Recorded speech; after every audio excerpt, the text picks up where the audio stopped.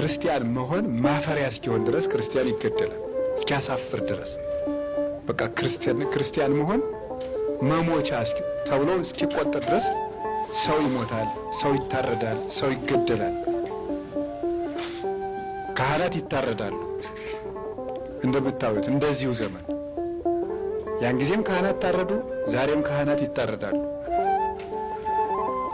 ቤተ መቅደሳቸው ይቃጠላል፣ ቤተ መቅደስ ይቃጠላል። ዛሬ እንደምትሰሙት በየቀኑ መከራን የጠገበ ጆሮ ነው ያለን። በእውነት ማለት የምንሰማው ነገር ሁሉ የሰው ደም፣ ነፋሱ ሁሉ የሚሸተው የሰው ደም ነው። ቃላት ሁሉ በሰው ደም የተለወሱ ናቸው።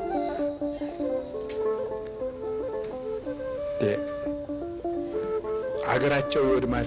ሀገርም አጡ፣ አባቶቻቸውንም አጡ።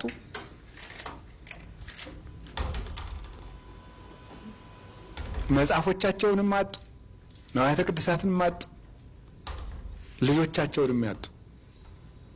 ይሄ ነገርስ ምንም የማያደርገን ነገር አለ? እነሱ ሀገራቸውን አጥተዋል። ሰው ባለበት ሀገር እንደ ባለ ሀገር ካልኖረ ምን ይባላል?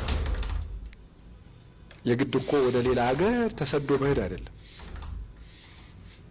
ሰው በሀገሩ ሲኖር ነው ሀገርን ሀገር የሚያሰኘው። እና እንዲህ ያለ ነገር ገጥሟቸው ነበረ። በእውነት እግዚአብሔር በሚያውቀው የእግዚአብሔር ቤተሰቦች